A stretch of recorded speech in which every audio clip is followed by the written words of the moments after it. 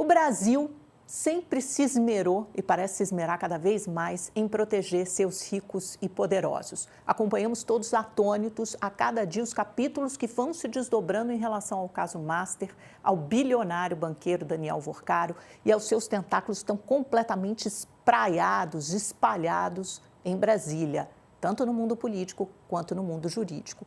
Ontem, o Banco Central entrou com um recurso no Tribunal de Contas da União para que o colegiado, a primeira Câmara, que seria equivalente a uma primeira turma, digamos assim, do Supremo Tribunal Federal, analise a decisão monocrática do ministro Jonathan de Jesus, que é um egresso do Centrão, nomeado político para o Tribunal de Contas, analisar todo o processo que levou à liquidação extrajudicial do Master em novembro.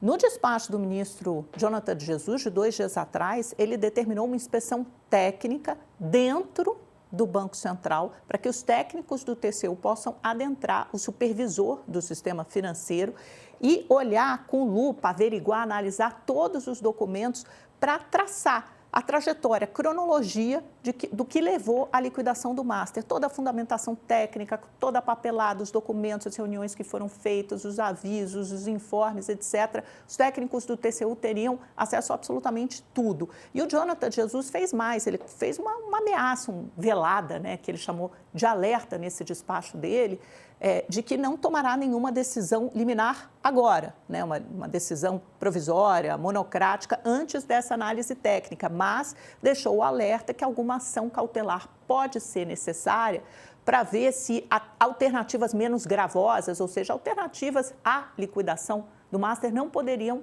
ter sido adotadas, porque isso pode levar à venda de ativos do banco e isso seria irrecuperável. E o que acontece no processo de liquidação é justamente essa venda de ativos que garante que o FGC, que é o Fundo Garantidor de Crédito, que cobre aquelas aplicações, até determinadas aplicações de correntistas, pessoas físicas e jurídicas, até R$250 mil, consegue cobrir parte desse rombo de 41 bilhões de reais que o FGC terá. Aliás, esse dinheiro ainda não foi devolvido, o FGC ainda não fez esse aporte para os correntistas e para os aplicadores, para os investidores do Banco Master, até R$250 mil. E garante também que depois outros credores do banco, que têm aplicações maiores do que 250 mil, sejam também ressarcidos. Então, é nesse pé que estamos.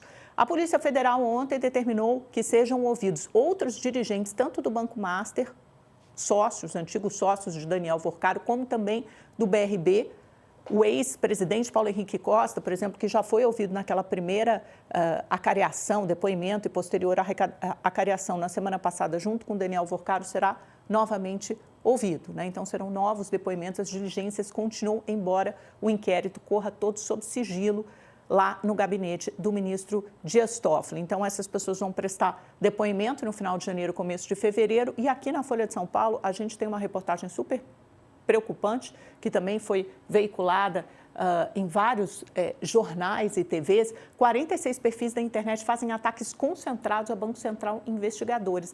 Essa reportagem relata aqui que grupos fizeram ataques coordenados nos últimos dias, nas últimas semanas, a algumas figuras do Banco Central, ataques dirigidos a, por exemplo, Renato Gomes, que é um dos diretores do Banco Central, responsável por esse processo de liquidação, e também ao próprio presidente Gabriel Galípolo, defendendo a competência do Tribunal de Contas da União e defendendo o que tem sido feito. E aí é lógico que o jornalismo investigativo já está apurando, já está atrás disso, porque chamou a atenção. A própria Febraban fez um alerta sobre um volume acima do normal, muito acima da média, falando em Banco Central e direcionando ataques para esses diretores do Bacen, acendeu a luz do alerta. Será que esses perfis, e chama atenção porque até a Folha de São Paulo relata que muitos desses perfis são perfis de fofoca, não são perfis que normalmente comentam economia. Veja só onde chegamos. E na capa do UOL, olha essa matéria exclusiva para assinantes que nós temos, mas vamos abrir agora para vocês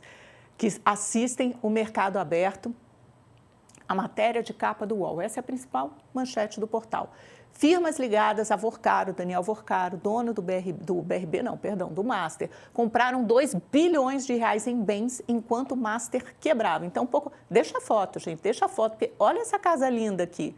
Suspende um pouquinho. Sabe essa mansão que você está vendo com essa piscina na beira do mar? Essa é a mansão em Miami, comprada em janeiro de 2025, pasme, por 85 milhões de dólares. O banco estava quebrando, já enfrentava uma crise séria de liquidez, tanto que em março veio a proposta de compra do BRB. Em fevereiro, o Banco Central estava notificando o Ministério Público sobre carteiras falsas, fraudadas, né, que não tinham lastro, eram inexistentes, de 12 bilhões de reais que estavam sendo adquiridas do BRB, pelo BRB, do Master. Então, o Master estava comprando ativos fraudados, inexistentes, do Vorcaro para injetar liquidez. E ele, enquanto isso, na pessoa física aqui, por meio de uma série de sociedades anônimas e uma engenharia financeira, adquirindo bens luxuosos, como essa casa beira-mar avaliada em 85 milhões de dólares, ali onde os ricos e famosos adoram, Miami, né? Pode levantar um pouquinho. Então, aqui, olha, antes do Master ser liquidado, sem dinheiro para pagar, quem investiu em seus CDBs, aqueles CDBs que prometiam um lucro de 140% do CDI, o banqueiro Daniel Vorcaro e empresas ligadas a ele adquiriram pelo menos 2 bilhões de reais em vários bens, mansões, apartamentos de luxo, jatinhos e carros. A Polícia Federal, desse valor, 85% foi comprado a partir de 2024. Então, enquanto a situação no banco se agravava, você tinha meio que um desvio desse dinheiro para a pessoa física, né? Dentre os 2 bilhões gastos, apenas 1% foi comprado diretamente por Vorcaro na pessoa física, que se restringe a um apartamento de 22 milhões, e os outros 99 adquiridos por empresas com vínculos ao banqueiro. As demais são sociedades, apenas uma delas está no nome dele, as demais são sociedades fechadas. Vamos olhar para os outros bens, porque isso dá uma ideia do luxo, da mansão, das mansões em que ele vive. Essa é a vista aérea da casa em Miami, para quem nos acompanha por imagens, à beira-mar, Gold Beach Properties. E aí, ali, como é que você sabe que é dele? Porque a própria firma de real estate imobiliária de Miami cita o nome de Daniel Vorcaro. Mas, 583 milhões de reais, uma aeronave Gulfstream G700, 460 milhões de reais nessa casa de Miami, 300 milhões uma casa em Trancoso, 120 milhões um outro avião Gulfstream e 116 milhões um Falcon, tem mais 50 milhões em apartamento nos Jardins e assim por diante. Deixa eu mostrar a mansão em Trancoso. Tem a mansão em Brasília, onde ele recebia vários políticos, essa é a de Trancoso, Bahia, também um outro destino favorito dos ricos e famosos e assim por diante. Meus queridos, é nessa toada que estamos, enquanto isso, o Banco Central sendo pressionado tanto pelo TCU quanto pelo Supremo Tribunal Federal sobre a fundamentação técnica e o tempo, o período em que foi feita essa liquidação. Já já a gente vai ter uma conversa, tá, com um advogado especializado em direito administrativo justamente sobre esse assunto.